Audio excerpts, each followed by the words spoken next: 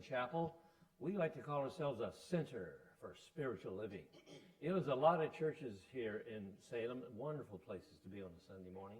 But let me tell you, there's only one Center for Spiritual Living. It's right here. You're here, so welcome. We're glad you're here. Anybody visiting for the first time? I think I know everybody now. Yeah. Well, we're glad you're all here. And you know what? We hope you're going to come back next Sunday too. All right, okay. Before we get started on different things, we'd like to give you a little announcement on something. Today, of course, is our Soup for the Soul. And you don't want to miss that. You want to hang around, come down and have some great soup, because we do have the best soups. Right. According to Don. Yeah. Yes. Today we have our annual business meeting right after, during Soup for the Soul. It's going to start about 1 o'clock. So anybody that's a member, we really need you to attend, because we have voting things that we have to determine, and the congregation has to vote. So please stay afterwards and attend our meeting, okay? Yeah. And then we have LIT. Yeah. Living Intentionally Today.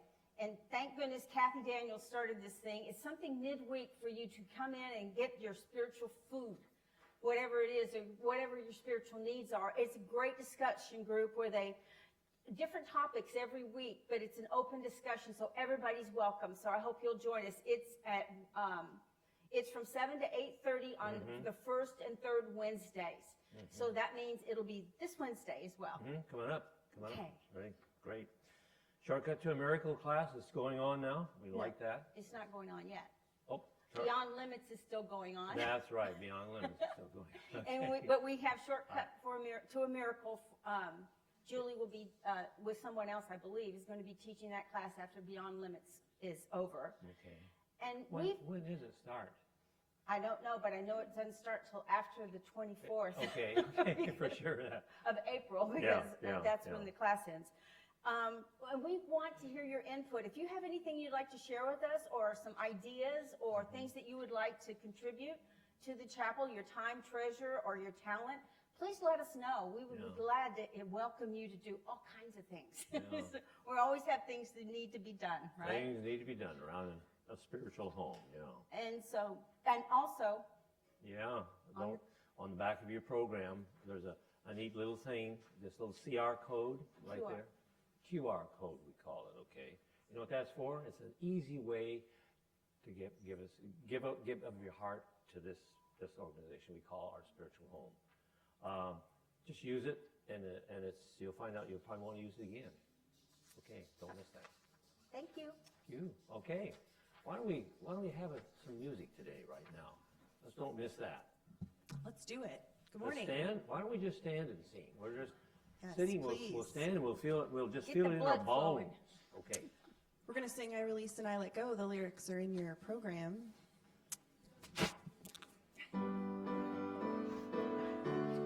I release and I let go. I let the Spirit run my life, and my heart is open wide. Yes, I'm only here for God. No more struggle, no more strife. With my faith I see the light. I am free in the Spirit. Yes, I'm only here for God. Let's do it again. I release and I let go. I let the Spirit run my life, and my heart is open wide. Yes, I'm only here for God. No more struggle, no more strife. With my faith I see the light. I am free in the Spirit. Yes, I'm only here for God. I am free in the Spirit. Yes, I'm only here for God. Yeah. Woo. Give yourselves a round of applause.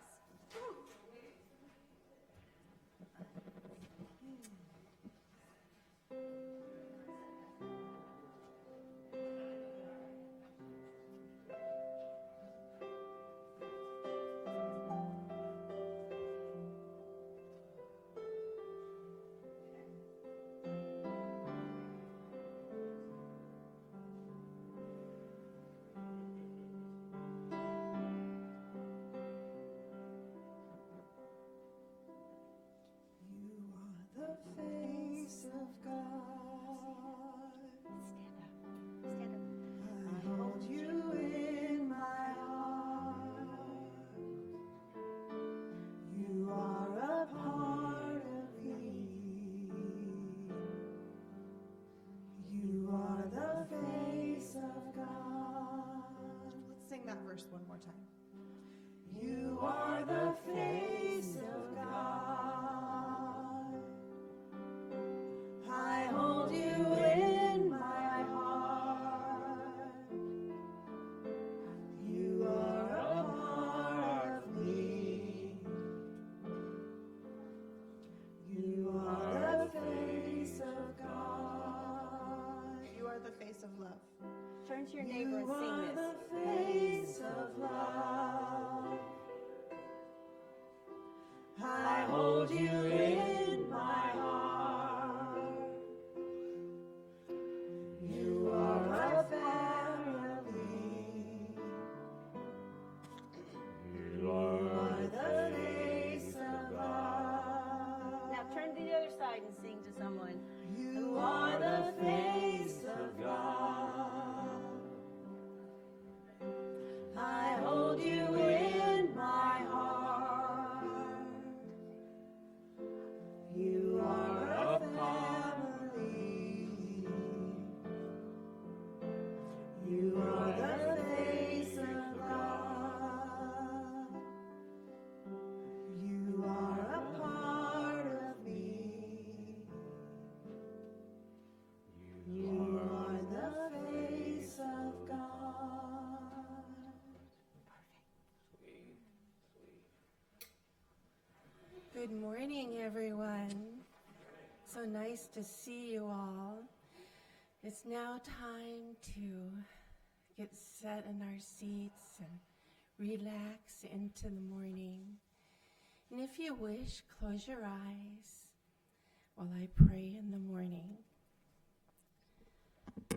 Knowing there is one mind, one energy, one power. That power is mine now. And what I know to be true for myself, I know to be true for everyone, everywhere. The one mind is infinite. It exists everywhere, in, as, and throughout all creation. This being said, everything and everyone is connected. Each one of us is connected to everything else, animate and inanimate. My human mind tries to grasp the infinite, beautiful connections. I am alive, awake, and aware. This morning we are open to connecting with the message, the talent of the musicians, and the fellowship with like minds in attendance. With a grateful heart, I release these words to the law that always says yes. And if you agree with any of this, please say with me, and so it is. If you open your program to our morning affirmation and say with me, please, I celebrate my life today. I wake up to my divine purpose, and I'm aware of my spiritual path, and so it is.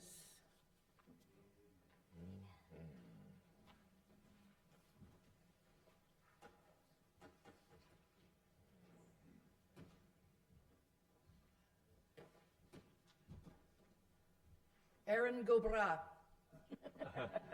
Ireland forever. Today's daily guide is from the March 2 page of Science of Mind magazine. And in commemoration of Women's History Month, they chose to begin with words from the social activist and civil rights activist, Audre Lorde. I didn't know who she was, so I had to look her up. And she's pretty amazing. She was a founding mother of the Black civil rights, LGBTQ2T movement. And so these are some of her words that begin every message for March. And this is March 2. It is entitled Define, Decide, and Declare. If I didn't define myself for myself, I would be crunched into other people's fantasies of me and eaten alive. That's from Audrey. And also from Ernest Holmes. All the power in the universe is with you. Feel it, know it, and then act as though it were true. That's from The Science of Mind, page 302. Also from Ernest, we have, as the universe is run by an infinite mind, so our life is controlled by our thinking. Ignorance of this keeps us in bondage. Knowledge will free us. And the message from March 2, graphic as Audre Lorde's words are, they touch a nerve. We know when we've let ourselves be absorbed into the external ideas of who we are and who we should be. We feel separation from our authentic self. We have to define who we are, and who we are is a divine idea in the mind of God. This was not the way Lorde described herself, but she was clear that being a Black lesbian poet and activist was an identity she intended to live out loud so that her light could not be consumed. We have to decide who we want to be in our own light, in our own expression, in our unique way. We can declare we are a living, moving being of good. And if we feel it, know it, and then act as if it were true, as Holmes declares, then we are free. And we end with this affirmation. Short and sweet, but to the point. What anybody thinks of me is none of my business. Thank you.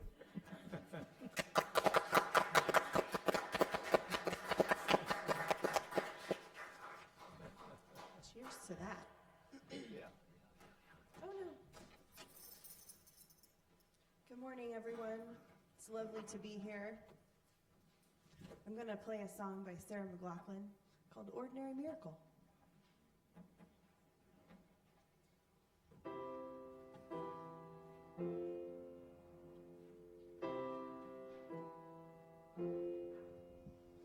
It's not that unusual when everything is beautiful.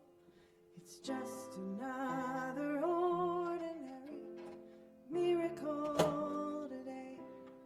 The sky knows when it's time to snow.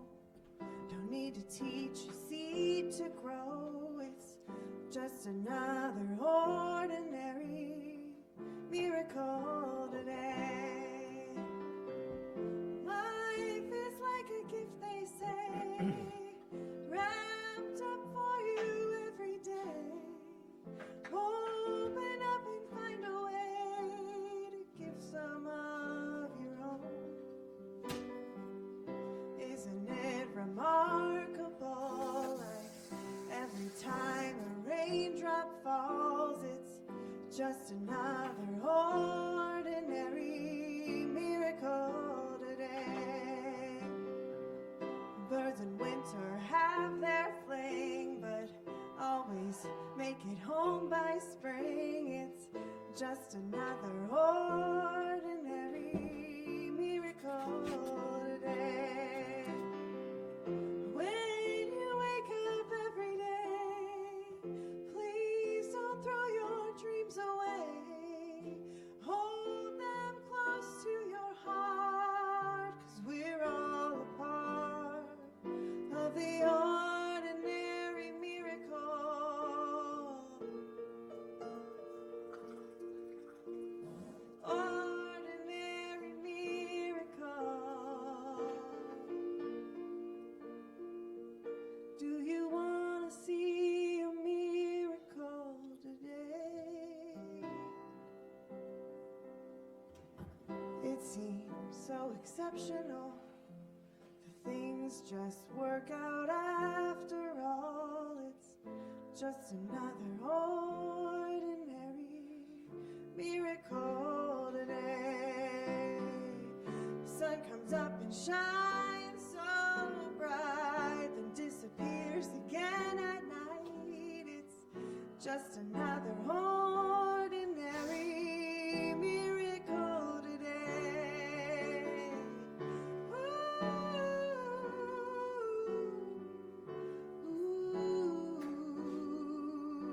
it's just another ordinary miracle today.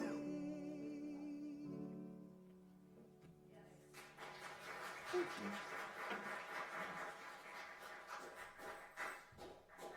Well, good morning. How's everybody today? On this glorious, beautiful day when there's still cold and it's still rainy, but we know that it's just nourishing the earth and everything is just unfolding like it should. The seasons change and they just keep progressing. Just as we do, we keep progressing. So today I wanted to speak to you about being alive, awake, and aware. That doesn't sound, it sounds like it's all the same thing, because if you're alive, you should be awake and you should be aware of what's going on around you, but you'd be amazed at how many people walk around awake that aren't aware of who they are. Have you met them before? You know, the people that just kind of trudge through life, they just make it the best they can without really examining their life or just even thinking about what's unfolding in their lives. They just kind of walk in like a stupor, unconscious basically.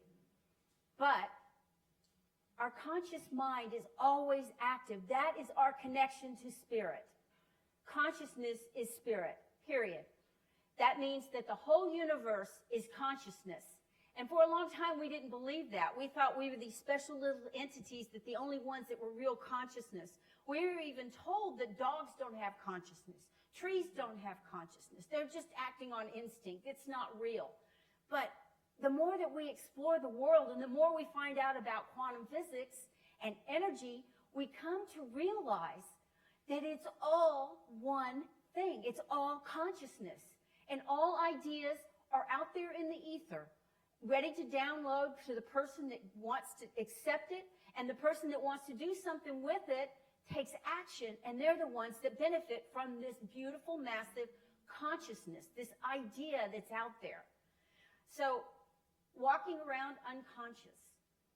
You know, if you think about it, we all have these beliefs that we've set ideals under these beliefs. We have what we consider to be the ideal thought of justice.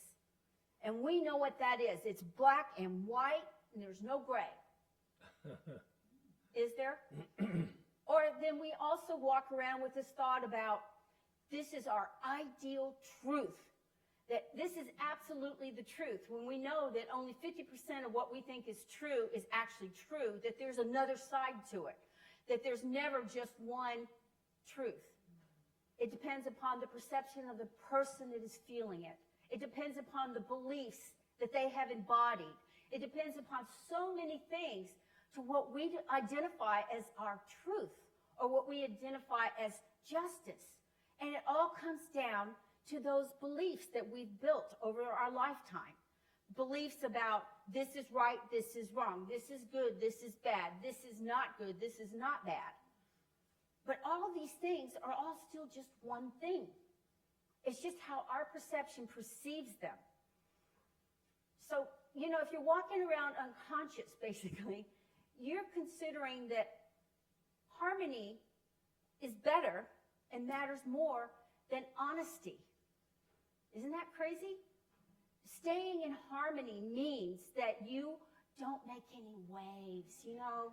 You just kind of float down the river, gliding along, not making waves, just agreeing with everything, pleasing as many people as possible.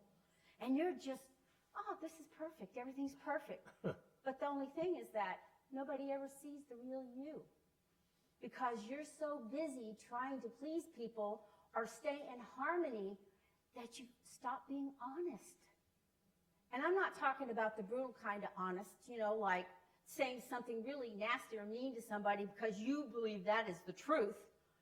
But that's not the truth. The truth is that you have to stay open, awake, and aware of what you're doing, of who you're speaking to. But can you honestly just show up as your authentic self? If somebody says, oh, isn't it so much fun? Let's go skydiving. And you go, oh, yeah, let's do that. And inside you're thinking, oh, my God, what have I done? But the truth is that instead of just being honest and saying, the only way you'd get me out of a plane is if you pried my cold, dead fingers off the door and threw me out, But that's brutal honesty, yeah. But if you're being honest with yourself, you can be honest with others.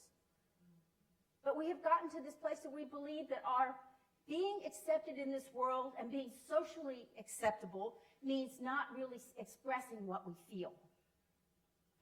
And I don't mean you have to go out there and tell the whole world every little thing about you, but you do have to show up as authentic.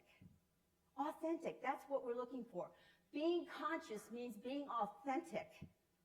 And so if you think about that, a lot of the things that happen in our lives when we're walking around unconscious is because when anything goes against our ideal of what justice is, or our ideal of what truth is, we take that extremely personally. That is personal. How dare you not agree with what I believe? I know I am right.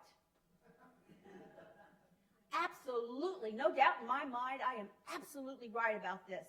And then you find out you're not. Do you back up and say, okay, let's rethink this belief.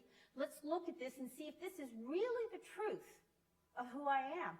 And a lot of times when you go back and you explore it, you find out that's not the truth of who I am. I've been walking around thinking this for so long, and I realize it's not the truth. Oh dear, what do I do now? There goes my beliefs. There goes my ideals. But maybe sometimes it's a good idea to take them out and crack them open and look at them and decide, is my truth really the truth? Or is it what I've been told? Is it what somebody else told me? Whatever. It doesn't matter. It has to come from the inside.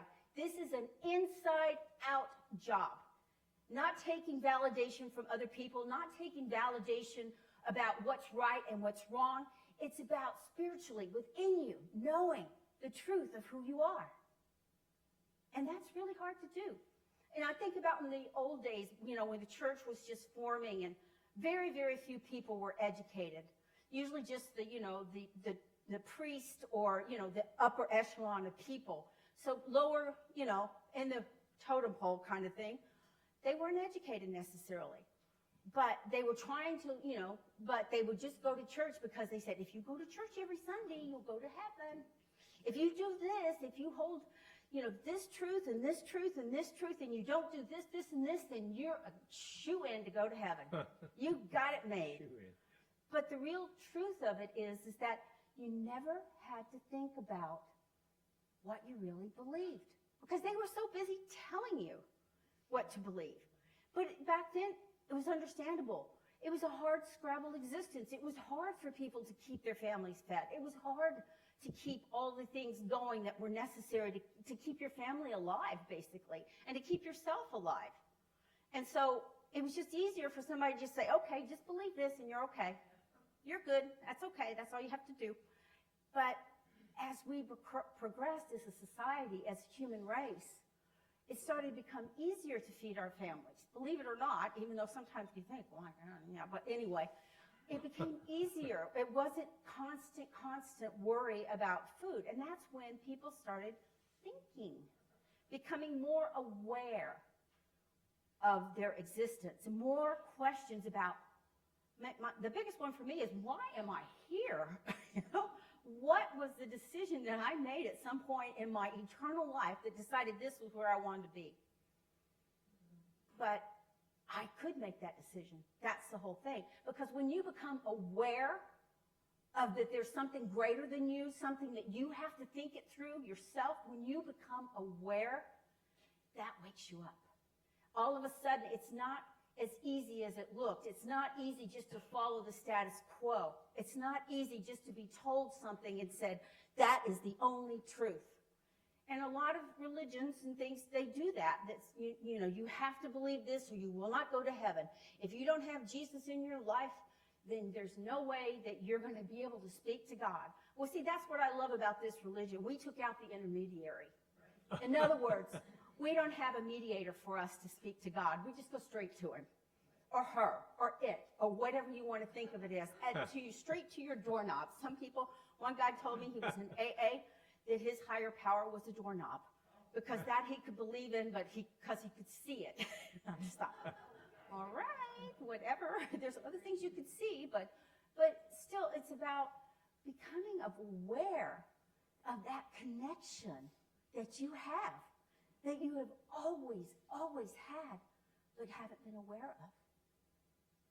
So awakening to that awareness is something that can become what I like to think of as the aha moment. The moment when, boom, everything suddenly fell into place. Not everything, I shouldn't have said that. Most things fell into place. But my beliefs about spirit and about, God with the clipboard sitting over there keeping tally, that kind of went out the window. Because I realized that it's so much more than that. Maybe that was a good analogy for speaking to God. He's up there and he's listening to you because he has ears and nose, mouth and face, everything like you do. He looks just like you because he made us in his image. But what it did was make us into form in the energy that is the image of God. So a lot of the Bible even, if you stop looking at it literally and look at it, in a different, more open way of thinking, it can change your life. It really can. But on the other hand, some of it is so negative and against what we believe in the sense that there's a punishing God. A God that's up there sitting there thinking, okay, go ahead and mess up. I'll take care of you. Go right ahead, But that's not the God that I feel in my heart now. That's not the God that brings me joy. That's not the God that just makes me see the beauty of the world and just opens up my eyes and my heart to so many things, because it's just not the truth. We are our own life creators. And that's scary. Especially when I look at my life, sometimes I'm thinking, what was I thinking when I did that? I must have been out of my mind or something. So when you become awake, what awakens is not this physical body. What becomes awake is that spiritual being that is still there, no matter if you pay attention to it or not. That spirituality that's within you is what allows you to awaken. I don't know, to feel that quickening inside. When you recognize that, there's the spirit within me, and you can just go, whoa, wow, I feel that.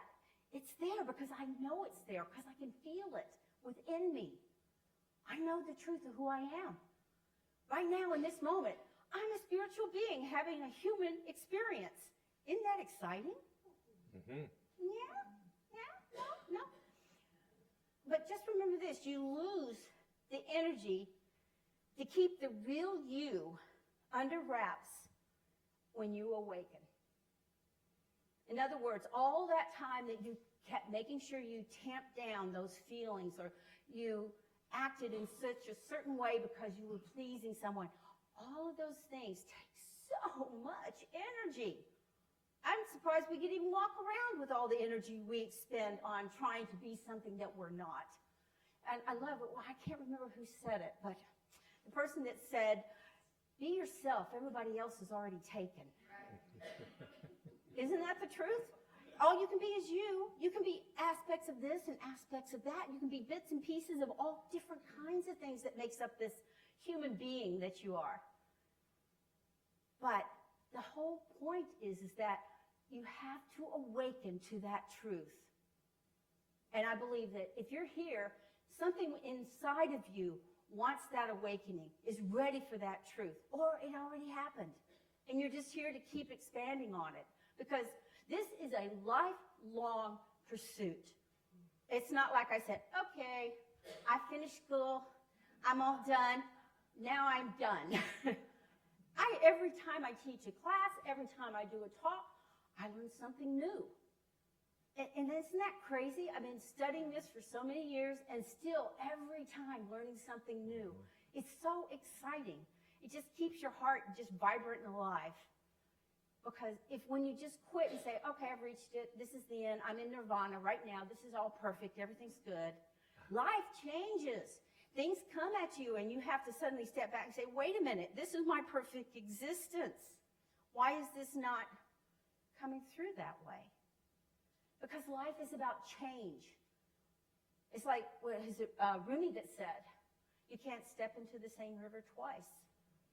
From the minute I started speaking till right now, hundreds of thousands of cells in your body have been created and died.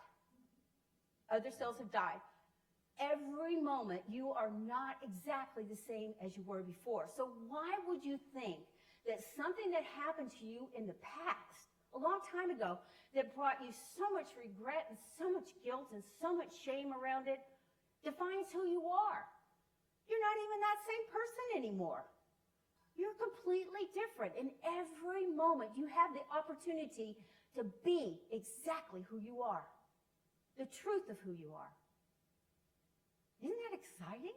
You don't have to hold on to that stuff. You don't have to keep going back there and poking that sore. You don't have to keep getting that wound all infected and flared up. You can just let it heal. And knowing that I made a mistake. Too bad. Too sad. I did it. It's done. Can't change it, but I can live a better life. I can take something away from it. I can learn a big lesson here, whether it be what I should do or what I shouldn't do. Because sometimes that's it. Sometimes the fight is not about what you said. It's about what you didn't say. Sometimes it's about just not stepping out or stepping out, but making the decision not to make the decision just to lay back and just let life just flow past you.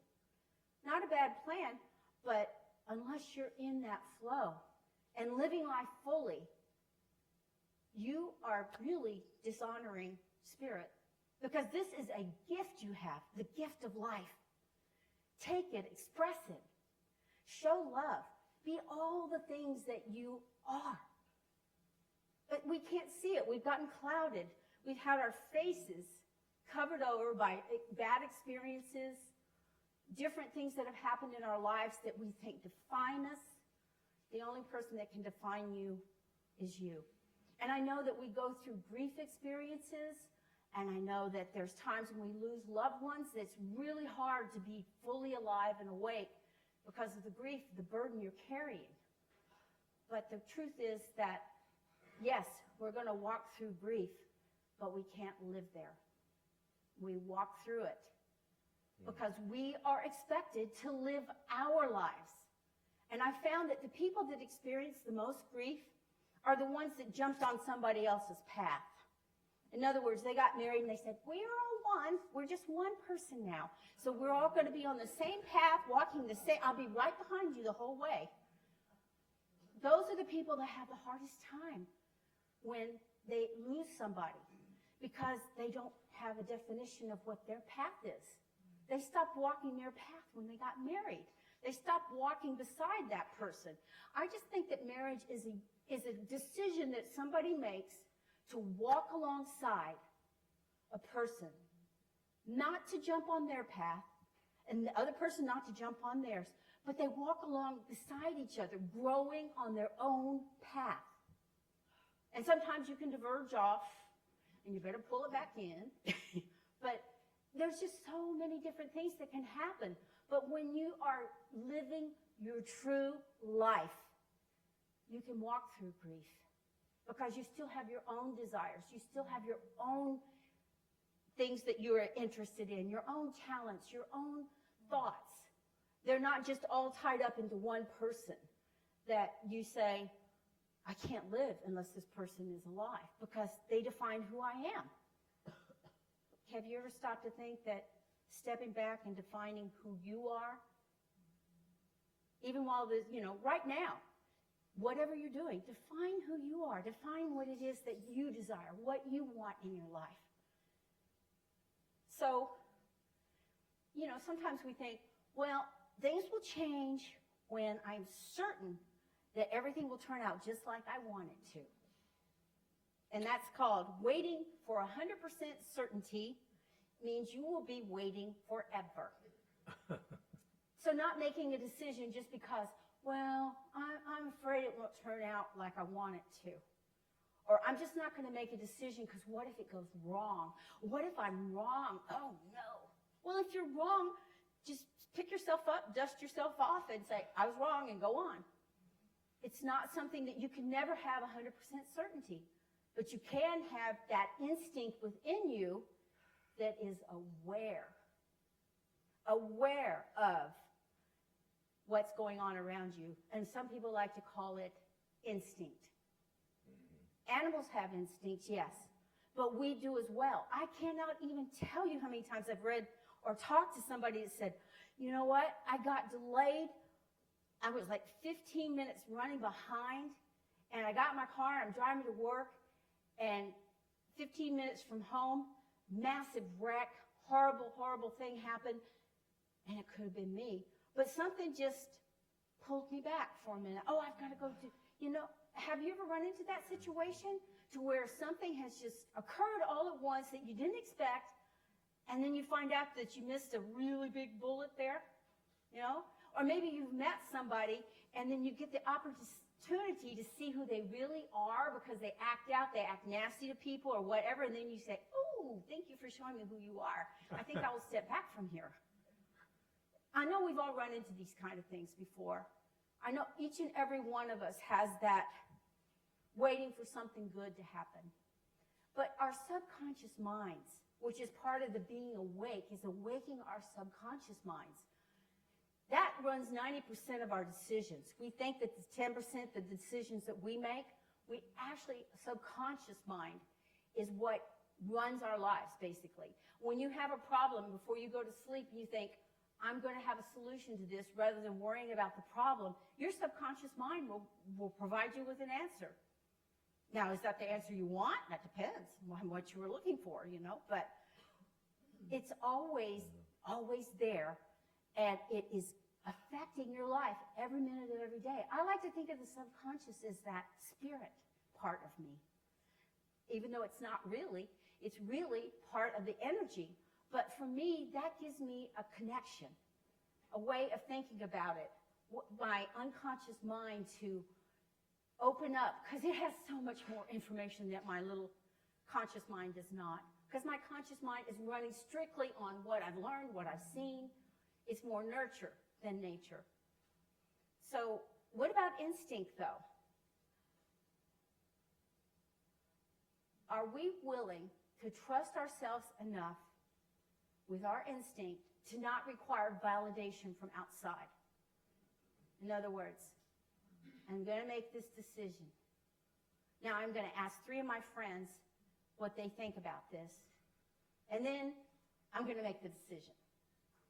And 2 out of 3 of your friends go different directions. And so what do? Why do you need validation from someone else? You don't trust who you are? You don't trust your own being, your own thoughts?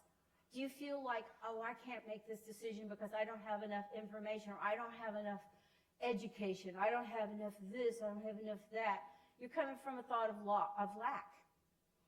But when you can say, this is what I'm going to do, and the rest of the world says, oh, no, you made a huge mistake, and you think, no, I didn't, because I'm following my instincts. And I read this one time. This is such a cool thing to think about. Any decision you make is the right decision. Now, you can go a year down the road and say, oh, what was I thinking? Why did I make that decision?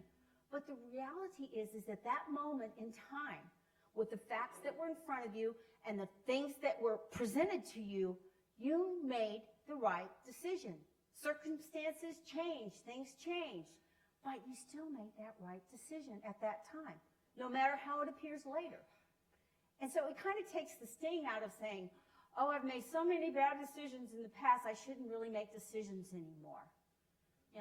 It's like me. People say, Cheryl, your picker's broken, because I just tend to seem to be, go for people that really aren't good for me. but it's still, I have to step back and say, wait a minute, at the time, it was the right decision. and this was the right person. So things changed over time, but that doesn't mean I made a bad decision. That's hard to understand, isn't it? Hard to think that I never made a bad decision. Doesn't look that way from here, but still. But then you think about things unfold that are out of our control, but we can control our compassion and the care we take for others. Somebody just said to me the other day, he said, you know, once I realized that control over my life ended at the end of my arm. In other words, this past this, I have no control over. We can do things to set things in motion that can allow something to go in a certain direction, but all of you know that sometimes you think you've planned it down to the nth degree and something will still hiccup out of there, you know? And so the thing is just to realize that when you're making these plans, when you're making situations in your life, when you're creating new ideas or new thoughts, that you are in control of yourself. Now, whatever anybody else does, that's on them, not on you.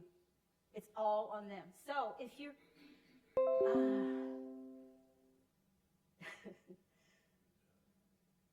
Nope, not quite. I want you to look at and think about it this way. You have an inner compass, and it always leads you in the right direction. This inner compass is that instinct, but we have been taught for so many years to ignore it, to think that, oh, I'm just being petty, I'm just being, but listen to your instincts. It's so weird because I have met people, and from the moment I looked them in the eye, I knew, ooh, I need to step back from this. Not because they were evil or bad or anything like that. It's just that something within me said, step back. Do you listen to that? Do y'all listen to your instincts? It's so hard to now because we've spent so many years damping them down and telling ourselves that, oh, no, that can't be. I'm just being prejudiced. I'm just being judgmental, the worst. I'm judging other people. But it's got to be true. We are all individual expressions of God, and not every other individual expression of God is going to meld with us. If we were all identical and we all just got, every one of us was exactly in sync, we thought exactly the same, it would be incredibly boring. I mean, that's what makes life so exciting. All the different dynamics, the different people, the different talents, all this stuff is what makes us feel so excited to be alive. Are you excited to be alive? Amen. One more time. Yeah. Yes. All right. So I am excited to be alive. I always am. But let's see. The universe is alive, conscious, aware, and awake. It is love and life. It is law and order. It is a cosmos. It is everything. So you're alive. Go out and live. Live fully. You're alive, for God's sakes. Enjoy it. Embrace it. Love it. And then I leave you with this. Namaste. Namaste.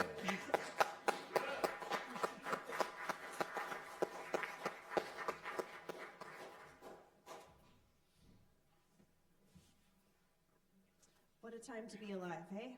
Yeah.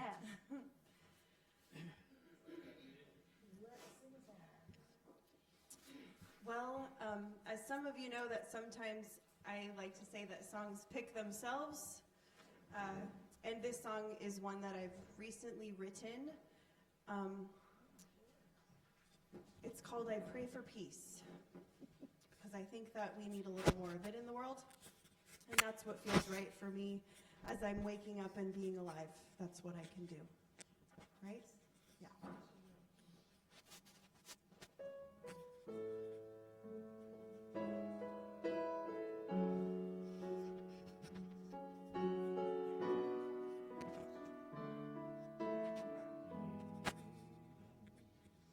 Oh, I pray for peace, for the pain that plagues our home to wash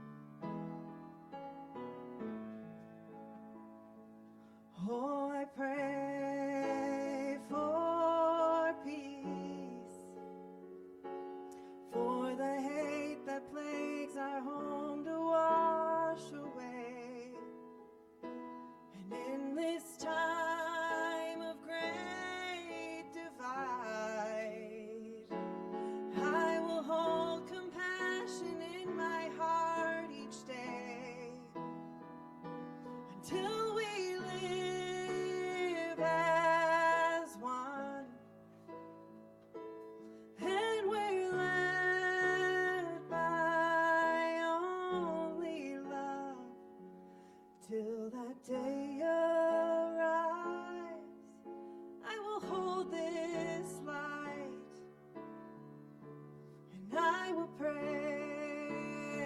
for peace.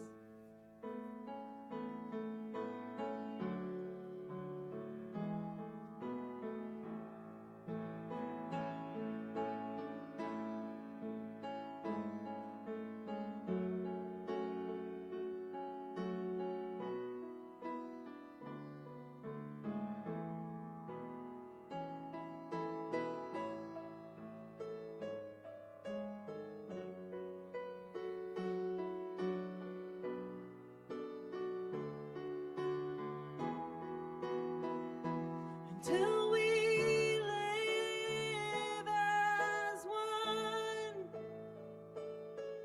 and we're led by only love, till that day arrives.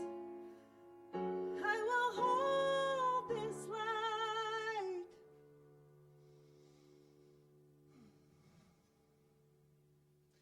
and I will pray for peace. I will pray for each and every one of us. I will pray for peace.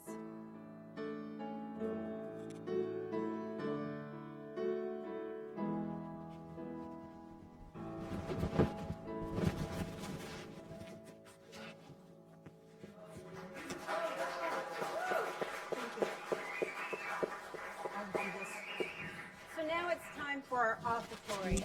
This is the time when you get to give back, to help support the chapel, to keep it alive and vibrant and open. So please think about today when you give your offertory, give it with love, give it with hope, give it with all the desires that you have for this chapel. And so now Julie will do our offertory affirmation. So first, I just want to say, isn't it so great to have Ari here again today? Yeah. Yeah. So what a blessing. And anytime we can get her presence here, I'm just like so excited. So thank you, Ari, for being here today. All right. So let us share our offertory affirmation together, always paying attention to the words. Divine love moving in and through me blesses and multiplies all that I am, all that I have, all that I give, and all that I receive. Thank you, God, and so it is. Reverend Don, did you want to do the prayer today? Sure.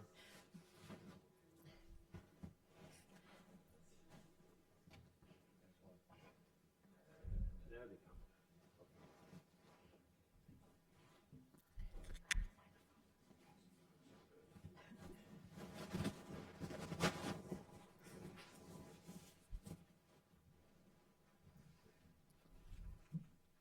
We're going to sing while they call. Yeah, let's just do that. Ari knows what's going on. Yeah. Thank you, Ari. I am so blessed. I am so blessed.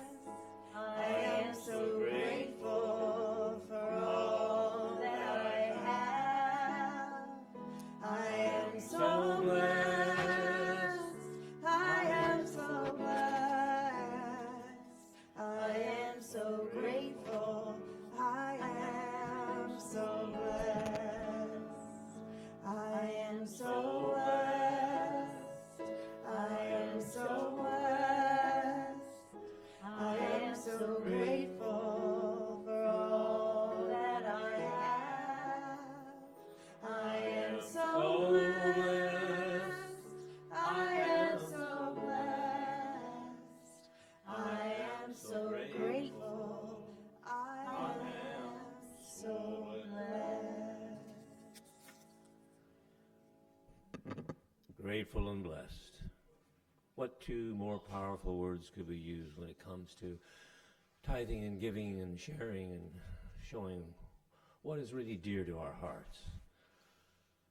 As Cheryl said this morning about being our authentic self, this speaks volumes to who we really are when we decide we're going to share our talent, share our time by being here, and we share what is we know to be our wealth of being, that which sustains us in a society, money, whatever it may be. From that standpoint, we are ready to give. And you have just now shown that. You've just now sent, and we receive. We give thanks for that. We give great thanks for that. We appreciate you. We love you. We hope you'll come back and just be here with us. And if you decide to share, you'll be loved no less, no more, but you will be loved. And so let's just accept this moment as the moment of giving and receiving. Take a breath, and together just say that wonderful affirmation, and so it is. And another blessing today is our soup for the soul. And we always have these magnificent soups downstairs. So please, after our peace song, just head downstairs for some fellowship and good food. And know that the funds that come to us for the soup, and it's only $5 unless you want to throw in more, is what Woodland Chapel uses to repair a lot of things around here. And I know that when we're here every day, it looks like it's all working, but sometimes, like your own house, it breaks down. And so those funds are used. And thank you, Sandy, for coordinating this. And so let us share together our prayer protection. The light of God surrounds us. The love of God enfolds us. The power of God protects us. The presence of God watches over us. Wherever we are, God is, and all is well. Go with God. Let's just gather with our hands held and our hearts open, and let's sing our song out. I'd like to ask everybody today, in the program it says, at the very end, instead of saying, now there is peace on earth, and now it begins with me. Can we try that today? Okay, because we need peace.